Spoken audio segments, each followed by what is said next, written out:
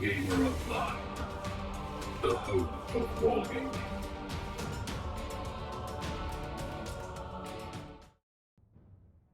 Hello and welcome to Combat Gauge Episode 1. This is a new show for Wargamer Online, so this is going to be our podcast format. And to celebrate the very first episode, I have alongside me a sheer giant amongst Age of Sigmar. He's very modest though, but Luke Morton is with me. Welcome, Luke. Yeah, cheers, thanks. Yeah, it's good to be on. Cool. Well, what the reason we wanted to celebrate episode 1 is not only is Luke one of us at the WGO team, which is fantastic, and it's always great fun doing hobby and wargaming with you. I have no spare parts left in any of my hobby shop, but you know, you're still worth it. But also, we wanted to celebrate your latest victory at Sheffield Slaughter. Yeah, we're going to discuss that and how the event was run, all them bits. So, bit of background. Should we start with a bit of background? You know, Facehammer 2019, your very first Age of Sigmar tournament. Whereabouts did you come? I won. Throne of Skulls, autumn doubles event that was with WGO's Sam. Yeah, we all went together, didn't we, as a team? We all went together. Yeah, that's true. How did you do that? I won that one. Brotherhood team event, start of 2020. Was that in January? Mid-January Brotherhood, wasn't it? Is that right? Yeah. Fantastic team event. There was some incredible coverage. If you've not heard of Brotherhood, the Age of Sigmar team event, or you want to know a lot more about it, I know that Dan over at Priority Roll podcast did a whole bunch of coverage. He interviewed a lot of the teams going in there and did a post-Brotherhood show as well, didn't he? Which was just... So if you haven't checked out Priority Roll, it is right now my favourite podcast, I think. Right now, my favourite podcast. I'm fickle, though. You know, Dan better keep his standards up. He's got a great voice for podcasting. Oh, he does an amazing show. So check him out, because there's loads of info on Brotherhood. How did you do it, Brotherhood? Yeah, we won. The team took it out by the closest of margins, but yeah. And then finally, just recently then, Sheffield Slaughter. As we said, you've taken that one. So that's 4 for 4, Luke. Yeah, it's not bad. It's not bad. It's not bad. You're pretty... I think you should be more pleased than you are with it, but there you go. So I've got enough people that hate me already at the moment. So your first 4 tournaments, 4 wins. Obviously, it puts a hell of a lot of pressure on you for tournament 5. Yeah, I think everybody wants to take me out now. So. Yeah, you know. Well, I'm not going to talk about the one time I beat you. Okay, some background then. Sigmar, 4 tournaments, but have you been playing Sigmar long? Yeah, so before Facehammer, I got into it about 10 months before Facehammer. Started to get the army ready, and yeah, it just took a long time because before in 8th edition I used to really just go for the gaming. I never really did any of the hobby. I got someone else to paint my armies. Right. Okay. So I thought I'd do the whole thing this time, just try and get a conversion. So this was a brand new army. It wasn't. What were you playing in Fantasy 8th edition? A lot of Demons of Chaos, Warriors of Chaos, and then a bit of Beastmen mixed in with it all. So this is a brand new army. What faction you play? Iden F. Deakin. So nice.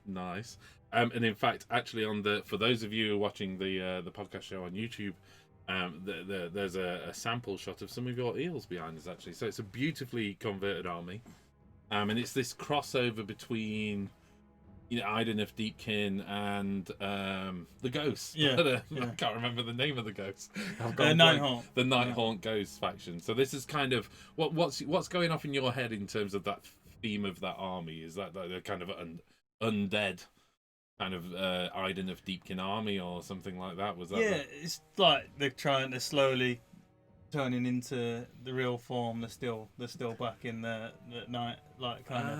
Okay, so they're kind of almost like that's the why ring they've got race. a lot of the Iden parts. Yeah. Right. Okay. Cool. So the list. What I want to do. I want to cover some of this background information. I want to have a quick look at your list and how it's developed. Yeah. But before we jump into kind of a breakdown of the Sheffield Slaughter event. So, to do that, I want to kind of go into the game format, the tournament format, how it was pointed, how it was scored, and we can kind of do a 1-by-1 look through each one of the games. And kind of just give us an overview. Not too much detail, because we don't want this to be a 20-hour show. But before we jump into that, I think we can kind of, I just wanted to push on with some of the background, really. And, the list for your Iden of Deepkin, do you want to kind of give us a history of it? Because you said you built it for Facehammer. Yes, originally I went with the idea of just going with lots. I always had MSU in my mind, so multiple small units. Right. And I went for a lot of rolls. I had a lot of rolls in my list. I had about 90 when I was just getting back into the game. Not built, no, proxy. Right. Okay then. So as I played some practice games, it just evolved into realizing Ills are the one and the rest of the army's for the bin. So yeah. And for those of you who know Luke, you'll probably know the bin. Yeah, probably. Yeah. Any unit that doesn't meet up to standards belongs quite simply in the bin. Yeah. Need to get the bin trending. Yeah, it's good. Hashtag the bin. Okay. Interesting point you mentioned there. Like you started off like proxying. So I mean, already, you got an idea you wanted to do Iden of Deepkin, but you've not committed a lot of spend. You've not bought hundreds of models. You're proxying. You're using what, different models or just bases or?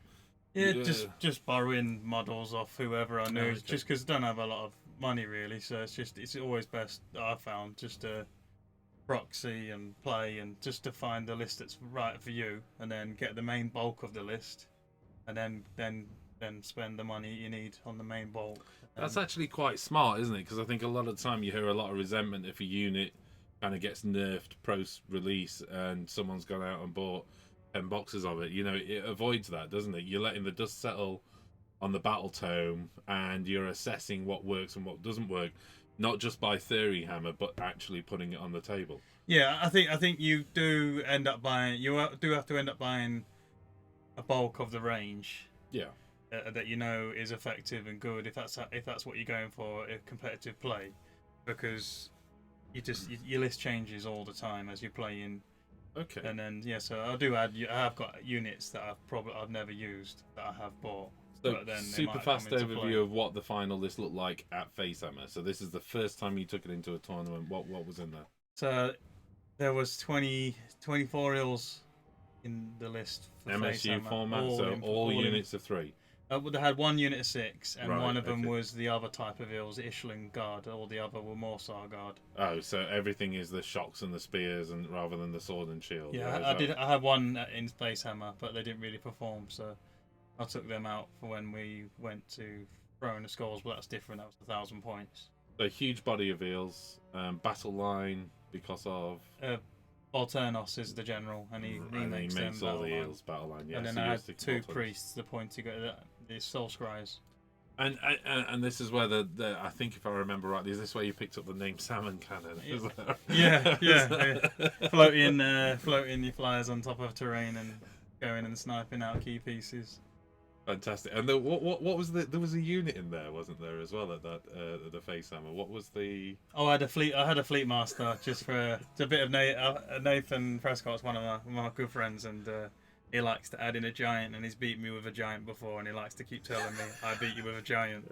So I just wanted to add a bit of Nathan in and put a fleet master in for jokes. So you got some spare points. I've had that fleet.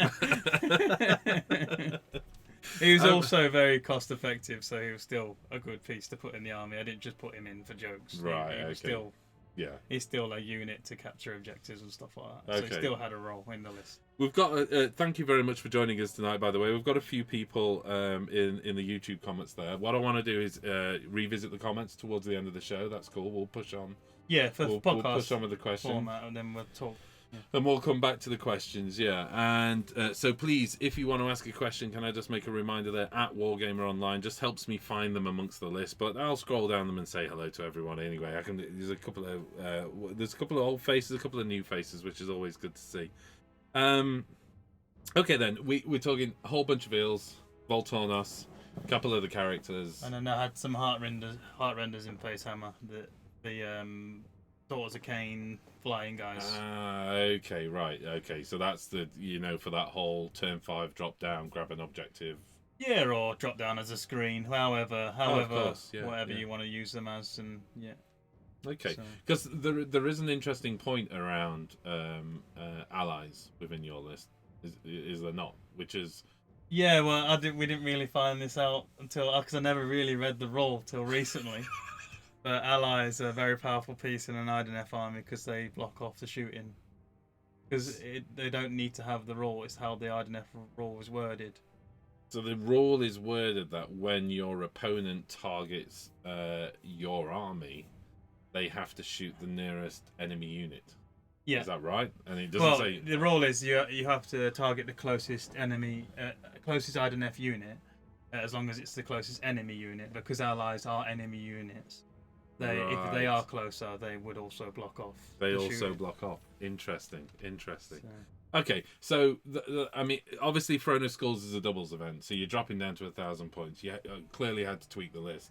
Yeah, so I still had Volta and Ossian, and I had one Soul Scryer in there, and then I had 3 units of 3 Eels, and then I still had some of the Heart Renders in. But I used the other ones. I forgot what they're called now. The combat version instead of the shooting version. The Daughters of Cain. Oh yeah, we've got.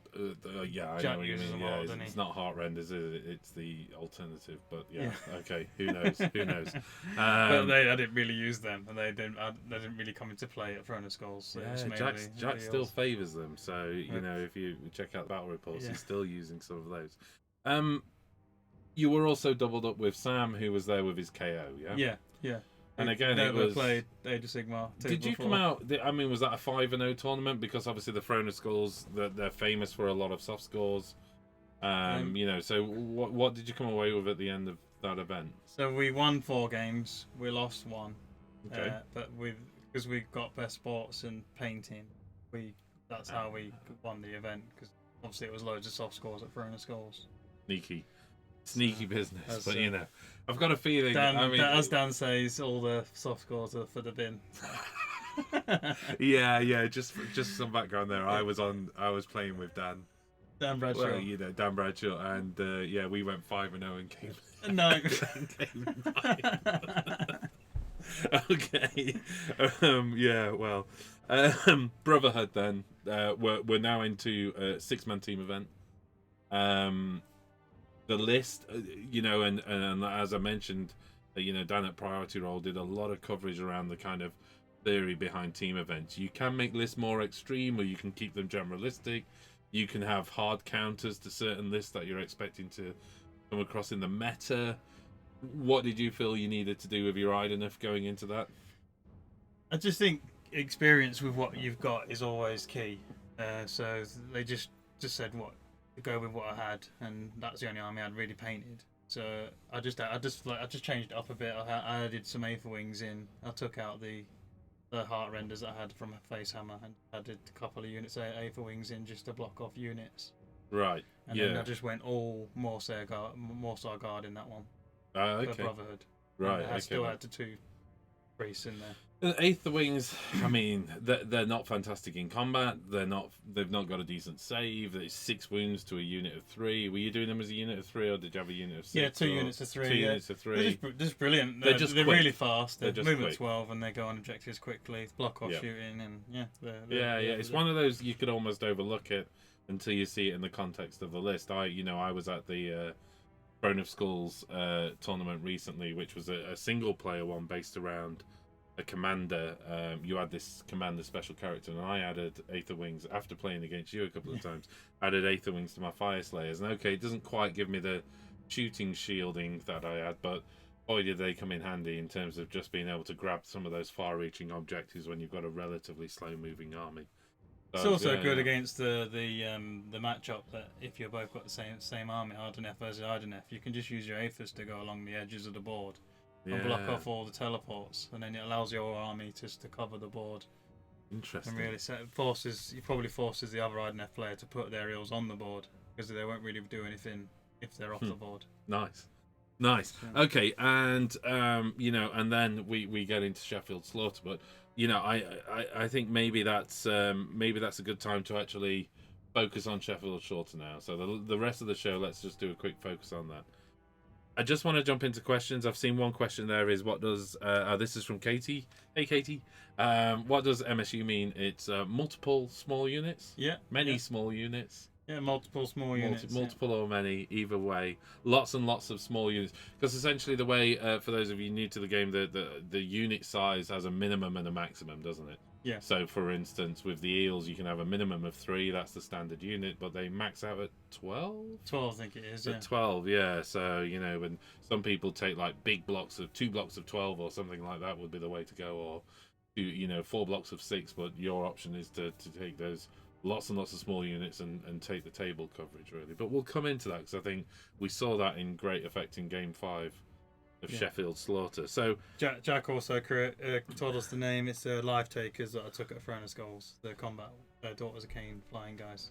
Okay. Thank you, Jack. Thank you. Good to see you. Right, okay. Sheffield Slaughter, you were a last-minute entry, correct? Yeah, so just randomly Thursday, Pete just texted me saying I've just had a last-minute dropout. Do you fancy it? Katie was next to me at the time, and I just said, look, I've been asked by Pete to enter into Sheffield. Are you up for it? We'll go together. And Katie said, yeah, and then I just texted him back saying, yeah, I'll come. That's fantastic. That's fantastic. We'll talk a little bit about the game coverage. You know what? We'll mention it now. Honest Wargamer and T Sports Network covered the event, live streaming some of the tables. Your games were covered in Game 4 and 5. Yeah, Game 4 and 5. And there's some great footage in that as well. That's quite cool. And I know I was chatting to Katie actually. She was saying she was listening along to the stream, so she could, while she was sat watching you play, she got somebody in her ear telling her what was happening, which was really useful for her to understand. With a goblet of wine. With a goblet of wine. Okay. Yeah, he does a great job of that, because he don't just cover the tables. He's got like a guy that goes around and gets information from all the tables. From 10 or I think it was like the top 10 tables they kept coming back with information on. So it was really good. It kind of gave you kind of an immersive experience of the event. I was really impressed with the footage. So format then. This isn't a doubles. Soft scores don't come into it so much, but is it a factor? It was a larger factor than a lot of the competitive tournaments, because you got 5 points for every game for sports. So right, okay. You could almost get a major win, 25 points if you give your opponents a great time, or you give your best balls. So wow, 5 points for every game. That's quite a large factor. And then you also got extra points if your army got nominated, which for the best I army. ended up getting, which helped me, I think, at the end. Cool. Okay. 5-game format. How much time did you have per game? 2.5 hours. 2.5 hours. Okay. There was a bit of flexibility in that, I think, because some of the games run over early on, which pushed the day along. But yeah, 2.5 hours. And it's not. I can't think of the exact timing. It's not years past the Zeech release, was it? It was weeks past the Zeech release. I think they came in late in the year, didn't they? And I mentioned that because what kind of meta were you expecting to go up against? I expected to see a lot of Orcs, a lot of Zeech, and a lot of Bone Reapers. Yeah. Okay. Well, so the OBR are in there. Is that what you got, or? Well, there's quite a lot of Ogre Mortars. I wasn't expecting that. Wow. There was a lot of Zeech and what I expected. Yeah. Okay. OBR was there. OBR was much there, Fire Slayers or? Yeah, a few Fire Slayers. They're very, very powerful at the moment. Yeah, because of the nerf. It's just helped them, hasn't it? I think it's just you 400 points for 20. I agree. I just think it really helps Fire Slayers actually.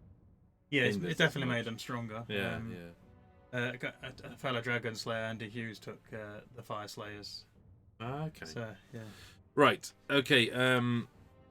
So final list then. We've talked about how it evolved a little bit over the kind of 4 tournaments. What did you end up with for the top to bottom list for Sheffield Slaughter? What were the final results? No, what was your final army list? Oh, just so to confirm. the night. So when I looked at it, I knew I was going. It was Thursday. I had a quick look at my list. So I talked to a friend of mine, captain of Brotherhood, Darren Watson. I was just discussing with him. Well, because you could see the missions before in this, they were pre-released. the heroes didn't really matter. So I thought, well, I don't really need the 2 Soul Scryers. So I thought I'd take one of them out and put some thralls in. I sent some different versions over. Darren come back with some nice little additions, but I just didn't have the models to paint up. So originally I wanted to put 20 Shadow Warriors in instead of the Aether Wings and the Soul Scry. But I couldn't. There's no way I'm going to get that done. So I just said, look, I'll try and get 10 thralls done. Well, Jack hadn't given you his parts. So you attempted 10 thralls, and this isn't 10 thralls out of the box. This is 10 converted thralls. 10 converted thralls, and I said to Kate, I'm never going to get it done. And she just said, look, you're off Friday. Let's just crack on and get them done. And yes. So you just put a whole day into a unit? I put a whole day into a unit and got them done. I think I joined you for about 3 hours on the chat, and it was like, I was like, I've done enough hobby today. I've done like 3 hours, that's it. But you were just soldiering on. I was impressed. Impressed. And luckily, they ended up being they were definitely the unit of the day. I think because there's so many eels in the list, they just got ignored. Thralls ignored. They just do so much damage. Yeah, exactly. So, that's the thing. Is one of those things. There's so many eels in the list that you ignore them, but you can't really afford to ignore them. And then you can just like turn them all into little mini Super Saiyans with Volturnos in turn 3. Just go, oh here, have +3 attacks. Yeah, it's tasty when that happens. Oh, fantastic! Fantastic. Okay, in terms of the games, then let's jump through games 1 to 5. Yeah. If that's okay. Yeah. I think. Yeah. Okay, so game 1, Living City, and I think the player was Andy Thompson. Yeah. So a great guy, and he brought it was dwarves basically, but because of the cities book allows you now to put dwarves inside it. He put dwarves inside the cities book, put it in Living Cities, and he also had Go Trek. So he had Go Trek and a load of stunty dudes. Okay, well I've got to ask the question: Did you manage to kill Go Trek? I did at the end. Yeah, you have to ignore him really if you want to. Play it. Yeah, so I just picked off all his key units to get the objectives, and then at the end I said, let's do it, let's have a big fight. I put all my eels into him, and I think he killed like 12 eels or 15 eels in the end, but they eventually stabbed him down to the last wound. Yeah, massive. Okay, cool. So score there was like the major victory. Yeah? Major victory. Yeah. Right. Okay then. Game 2, Ogre Moor Tribes. Ogre Moor Tribes, guy called James Boots. Boots. Yeah, Boots. Yeah. And he was another awesome opponent, and he had loads of. He also had an MSU list, and he had loads of 4-man blocks of lead belchers, and then 3 iron blasters, a couple of wizards. It was a pretty tasty looking list. I think he ended up coming 10th or something with ogres. Okay. Yeah, top ogre player, went 4-1. He did really good. Wow, nice. But because Idenef's so good against shooting, you just can kind of control where those shots are going and how much damage they're doing. Yeah. I mean, it's a bit different in his list. The shooting's deceiving because the ogres, the belchers do way more in combat than they do actual shooting. Right. So it is a bit harder to kill, but yeah. Even so, like you say, being able to pick who's going to take the shooting, and in many respects because of the movement, being able to pick your combats, being able to pick your charges, it's tricky, isn't it? I have to confess that I've got a soft spot for the Ogre Moor Tribes armies. I do think I've seen a few lately, and I know that a couple of the guys from round here, Mark and Toby, are taking Moor Tribes to the next doubles event in June at Warhammer World as well, and they've got a smashing looking army. It looks fantastic. Okay, game 3, Zeech, I think, which was Mark Wildman, yeah? Yeah, an old friend of mine. He's a good player. He's just good at gaming. So what was in the list then? What kind of Zeech? Are we talking change host? No, so he had no retreat, but it was on a very unusual Zeech list. So he had Archeon in. He had 10 chaos. He had 10 knights in there, and there's a lot of Slaves of Darkness units inside of Zeech. Wow. So you will probably never see it. So it's quite a hard cookie to crack. Right. Okay.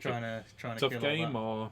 Yeah. It was back and forth, but I think the way that my army works and it was total conquest. So I could just blow units off and take points off him. So I could just play the late game and I'll go up on scores right at the end and just win it that way, which is what eventually happened. I just got up on too high on points in the end. Right. Okay then. Now, games, as I mentioned, games 4 and 5 were streamed, so my entire family was watching. Yeah. We were very proud. We were driving up the motorway actually to Warhammer World, and we had you on the car audio, so we could listen in on the game. Game 4 was KO against Ben Smith. Is that right? Yeah. Yeah. Okay then. So, you know, when I saw the setup, I was thinking, actually, this could be a challenge because these guys are all over the place as well. You know, they've got so many options. Until, and I think it was Jack that pointed it out to me before even the guys in the, before Rob even picked up on it, was you fly. Everything flies, which a lot of the rules for KO, for retreating from combat, etc., don't work against flying units, do they? Yeah, it swings and roundabouts because his shooting is just better against flying because it rerolls ones. Okay, good point. So good point. Its shooting is better, but if it doesn't kill those targets, then I can just pin him in combat and do the grind game, and it's never going to win the grind game in that way. But yeah, he definitely played it. I think taking the first turn was a mistake, but I think everything else, his target selection, brilliant. I mean, at one point, the Ironclad blew away 12 of my eels. Yeah. It was that was squeaky. And the Ironclad was around till something like turn 4, wasn't it? Which I just wasn't expecting that because there was a bunch of guys there, but he just kept blowing you away, didn't he? He just kept shooting you away, which was incredible. I thought I had him pinned down as well, and then he got to a point where he killed 3 of my eels, which allowed him to then pile away from the 6 eels, which had him in combat.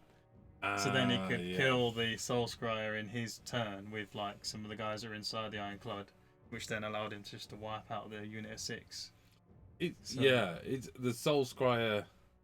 Was he armed with? You're going to have to forgive me because I can't remember. There's a charm that means you can't, or the mist. Cloud of Midnight, so you can't Midnight. Be targeted by attacks. Had you already used that at that point? Yeah, I'd already used that. Yeah. Okay, because that's a beauty as well. I really love to see that played out. I mean, it's one of those things. It's you go after that unit and then you're like, no, actually you can't fight this turn, and it's just you can actually shut a tactic down for a turn, can't you? Just around one pivotal unit, really. Yeah, I did it against Chris in game 5, but with his army, he could just fight in hero phase. I think he knew in his head he could just I could pop it. I think he just didn't want to get rid of it to give me the pluses to charge and stuff. So he could just he got the turn, he could kill it in his hero phase, teleport them away, and then so it didn't really matter. So that was the plan, right? Okay then, cool. Well, game 4, another major victory. All the way through, this has been major victories so far. Yeah. Did it feel like a close game? It looked close on the stream. I thought in my head it was going to be easier than it was. I didn't realise how much damage those boats can do. Some serious amount of shooting damage. So when I actually started playing the game, I thought, well, I'm going to have to adapt here. I had a plan, but I think KO before we normally just like one drop. They've got all the toys in one place. But in that boat list, they could just be all over the place. So I had to just I had to deploy in a way where I just had to bring him in to start shooting me to allow me to then pin him all in places, which is what eventually happened. But yeah, because I think the frigate, you managed to surround that before you took it out, so anybody inside of that just couldn't deploy, could they, as well, which was like, ouch, I mean, it's but the gamble they take, isn't it, if they get stuck in combat. KO's one of those interesting factions, isn't it? I think when people have had more time with it, we're just going to see more and more competitive play with that. Possibly because of the way they play, it's as much about getting a load of practice in with that army as it is about finding that list, isn't it? It's like target selection. I think they can just really play the movement game and just go in one place, blow that unit off, go to the next place, blow that unit off. So I think they have to play in that kind of way, and grabbing objectives with some of the smaller units maybe as you go along. Okay, so right by now, we're halfway up the motorway. Our nerves are wrecked, and you're going into game 5, and you're up against Chris Green. Yeah. Flesh Eater Courts. On paper, when I saw that list, when I saw him setting up, I thought, this could be a challenge. Yeah. Talk through the Flesh Eater Courts list. Well, no, I was like, I've never seen this before. I've not played it before. I was asking loads of questions. Can it do this? Can it do that? Can it do this? And I was like, wow, this can do so much stuff. It can fight in the hero phase. It can teleport. It gets really fast. It does mortal wounds. It can fight twice. It's got summoning. Yeah, it can do a lot of stuff. So I was like, wow, what do I do against this? And then I just thought I had to completely change the way that I normally play.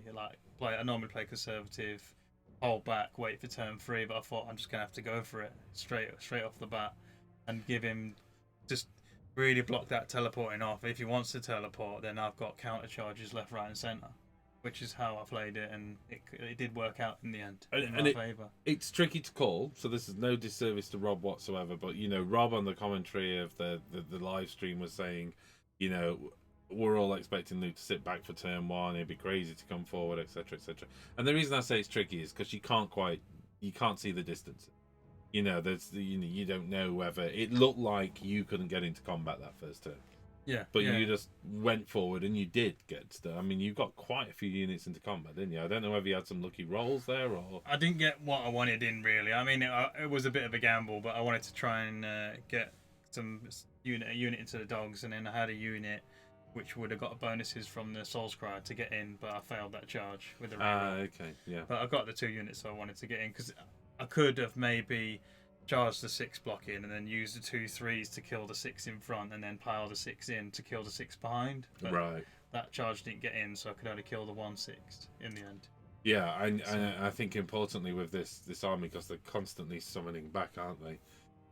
You needed to wipe out whole units, didn't you? That was the challenge with that. So when you hit that 6, both Jack and I were in the car doing the mental arithmetic of saying, can the 6 eels take out 6 of those guys? Is it a safe combat, or were you fairly confident going in that would delete that list, or delete that unit rather?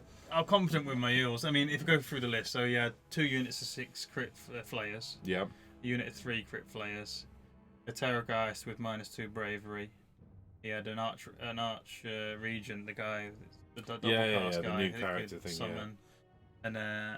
And then 10 dogs as a screen, and then furry summoning. He had 20 ghouls and 3 of the crit Taurus. Yeah, because the arch regent comes with painted. The arch regent comes with ghouls, doesn't it? Well, or more flayers. Or is it more flayers? Ah, okay, right. He just didn't have them painted. Ideally, you'd want to put your flayers on. Yeah. So that's such a good unit. I'm pretty confident 6 eels just on a charge with shocks kill 6 flayers. Right. They did it anyway without doing their tail attacks. So I still would have had 2 units of 3 to pile in. Wow. And maybe kill the block behind, but that didn't happen. It ended up being back and forth for a couple of turns. Yeah. And I think the score was, it was close. It was back and forth. And again, it was one of those games. It was difficult to judge how it was going. I felt confident. I was saying Luke for the win, but it was difficult to judge from a distance. But from your point of view, at what point into the game did you feel you'd got that, or was it close right to the end? I think when he gave me the first turn, I just spread the board and blocked off all the teleports, and then when he had his first turn and put his Terrorgeist into my block of 3 was near the boat. Yeah. If you ever watch back, he didn't end up killing. He didn't fight twice because he thought the dogs would take the last wound off. Right. Because I had a 3-up save and I had also 6 off ignore from the boat. Of course. I ended up that 1 eel staying alive on 1 wound. That probably changed the game massively, because then it just allowed, even if he doubled me, the Terrorgeist would have had to just kill that 1 eel. And that cheeky eel floated away, didn't it? And secured an objective later in the game, if I remember. And nearly killed 3 Taurus. There's literally nothing more annoying than that, but Yeah. Okay, so I think the game was called in the end. You didn't get through to turn 5, did you? Or did you? I remember at one point there was a handshake, so is that right? Yeah, I think because I was so far up on the points, there was no way of it physically being able to get in front of me, so we just agreed in the end that I'd won, and he just wanted to play for kill points towards the end, just to see how many victory points he could get. So you're going into the end of the tournament 5-0. There's a bunch of soft scores around favourite game, best army nomination. Did you know you got the army nomination at that point? Yeah, okay, Sigmar so got displayed. You know, you were coming in with those points, but there was also one other player that finished on 5-0 as well. Was that right? Yeah, JP. He was on 5-0, and if he had any sports, it was all down to the sports really, because sports still trumped the nomination. Okay. So if JP got 1 sport votes, he would have took the event out. Right. Okay. But if it went exactly tied on scores and I didn't get the nomination, I still would have won because I had more victory points. Right. Okay. So that's it. You took the Sheffield Player Shield. Yeah. Yeah. Which is sported. If you're on the YouTube channel, you will have seen the thumbnail where you're hoisting the Sheffield shield. I've picked that up. That weighs a ton. Yeah. It's not a lightweight shield. Yeah, Timmy made the shield years ago, and it was, I think it was stored at Ben Johnson's house for a while when he'd won the event, and then I just got the shield back after like 12 years. So you've got to give it back. I've got to make year. sure I give it back. Right. I might store it away like Johnson did. Is it okay if I fit some new straps to it though? Because it feels like it needs more straps, I think, to carry it. Yeah, definitely. Yeah, we'll upgrade it. We'll upgrade it. We'll take it in the hobby shop and upgrade it. I tell you what I want to do. Before I go into my final question, let's have a quick look at the comments in the chat. And I'm just going to say hello to a few people. So we've got Liam Alford. Hello, thank you for joining us. DJ Lucky One's in. Frost and Fist is there. Hey, Frost and Fist, how you doing? If that's Methos, I know you've been in hospital. I know it was a while. It was a bit back now, a few weeks ago back, but it's glad to see you're on the mend. Actually, but Liam will never forgive me. Just got a shout out that he got second best painted. He did get a medal. He didn't get a medal for it, but at Sheffield Slaughter for his Sylvan Army. Oh, okay. I've not seen those. I'm gonna have to check him out on Twitter. Yeah. Okay then. Right. We've also got 12 Neef in there saying, "Hey, all can't stay." 12 Neef's over in the US right now, so let us know. 12, if you're watching this back, let us know when you're back over for Warhammer World. I still owe you a rematch. We've got DJ the Lucky One in there, and Winterfell. Where's Luke's swanky new Dragon Slayer's hoodie? It'd probably clash with the green screen, wouldn't it? Yeah, I know, yeah. So you had I've seen the photos, you had a bright red hoodie with, what did it say on the back? Put it in the bin. Okay, where are we now then? The wife allowed it, lol, says Katie. There wasn't that much Zeech Luke mate. I was surprised. This is coming from Liam. So yeah, not much Zeech at the tournament at all. I think, if I remember right, I think there about 3 or 4 players with Zeech, I think. So Zeech, Idenef, and Ogres were the most represented. There was 9. No, I think there was 8 Zeech, 8 Idenef, and then 9 Ogres. How many players was at the tournament then? 80. So there's a lot. Okay, right, yeah. Okay. And then we've got Maverick's Hall of Geekery saying, I'm not quite sure what he's saying, goat, it's colon, and smiley faces. Frost and Fist saying, thanks Phil, feeling much better now, and Liam saying, cheers mate, I'll add you back into my friends list. Okay, I've got one final question for you, and it's just simply build, paint, or play. You know, the hobby is all-encompassing, but what's your favourite aspect of those 3? Can you call a favourite? You just got to be the whole package. Win all the medals if you can. So. Well, it's an important point, isn't it? Because, in the doubles tournament, your army won. Did you get best army, or did you got some units and? Yeah, so we got some units. I think we got best model, second best painted, and then we got the sports and the. That was it, yeah, and the sports as well. And in this event alone, Dan says throwing don't count, so I can't count that. It doesn't count, does it? Okay, fair enough then. And is that because he gave 9? Yeah. I got no sports. Whatsoever. And you know what? I played alongside Dan, and it's a stretch of the word to say I played. I think he let me roll some dice, and he's an absolute lovely chap, and he's a fantastic opponent. So if you can vote for your own team, I'd have voted for Dan. But there you go. But also, I mean, it's seriously inside Sheffield Slaughter. Then the nomination, counted as well. So you've put a lot of time and effort into the army. It's absolutely beautiful. Yeah, I think we need to do a showcase for it, actually. So let's film a showcase and get it up on the channel as well, so people can see some of the models up close really, and get some little 360 videos done of them as well. So, and I'd like to change the basing because that's the advice I got at Facehammer and the other events. Yeah, so you've got like a kind of boggy base, haven't you? A kind of grungy, boggy base, and I agree. I think the bases are probably the weakest part of it and need a refresh. But you know, maybe add some units that are not just ills. I look forward to you robbing all my basing materials. Okay. Right. DJ the Lucky One says, any general advice for list building?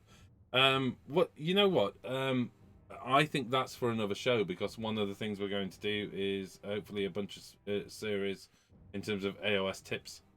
Yeah, I mean, you feel free to give it an answer anyway, a short answer, but we will be revisiting this because we want to kind of do a Age of Sigmar tips series as well, where we'll be going through some of the stuff, and list building will be one of them we can look at. But quick advice is if you want it for competitive, pick an effective unit that's in your book and just build the bulk of your list. And then the main thing is playing, tweaking in the background.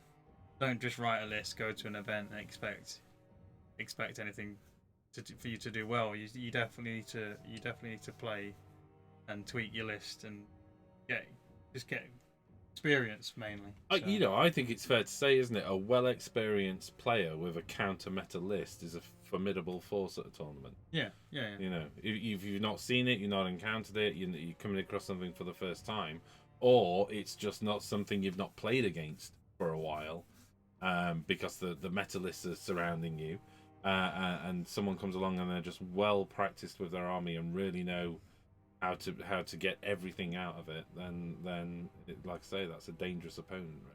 Yeah, and I think any army now, at least any of the new armies will have a list there that will suit any player, and it has the potential to go 5-0. So okay, Daniel Jones, thank you for joining us. You said, would you recommend a particular event for new players?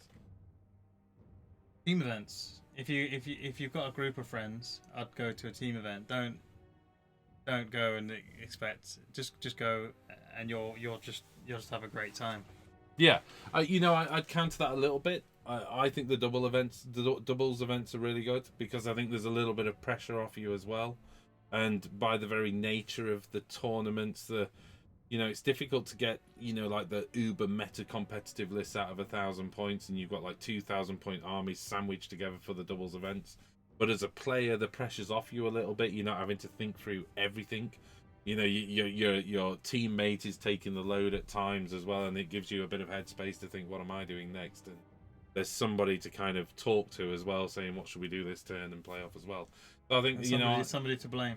And somebody to blame. Well, it depends on who you pick as a teammate, isn't it? But no, I really, for me, doubles was a great introduction into tournaments. One thing I did find as a newbie to tournaments was it wasn't what I expected at all. The friendliness, the camaraderie, the element of fun to it, particularly in Age of Sigmar, and I just found it was quite a surprise. You expect these things to be cutthroat, hardcore.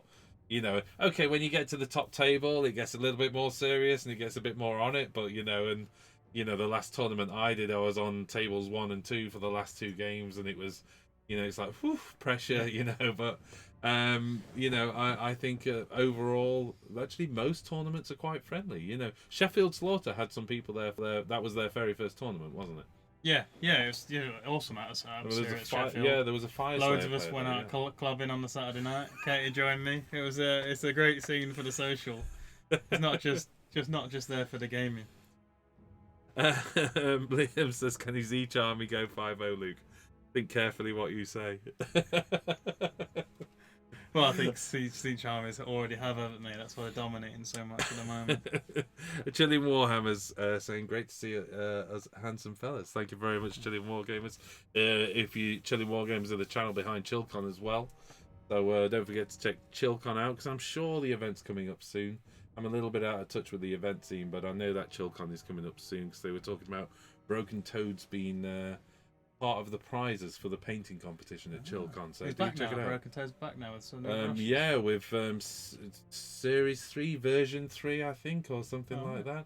It's a new range of broken toe brushes, and they're the prizes, or part of the prizes for the painting competition. So do check that out. What else have we got? I think that might be it. Check me out on Instaphil. That's where I post most of my painting. I will try this newfangled thing called Instagram. I'm a Facebook, YouTubey kind of person, but I've realised there's a whole world out there called Instagram, and yeah, I'm on Instagram and Twitter. Yeah, I'm just gonna have to get on with that, aren't I? Okay, right. Liam did say was my first tournament. Well, there you go. I think that's the thing is, in terms of what tournament to go to. I mean, the reality is, most tournaments have a broad field, and if you're not a massively experienced player, don't go there thinking I'm going to win 5-0. Just go there to find out what a tournament's like. Have fun. If you make a few losses, you go down the field, and you tend to find by the end of the end of the tournament, you're surrounded by a bunch of people with similar skill base and similar experience, just having fun, aren't you? The mid to the bottom tables can be a hell of a lot of fun.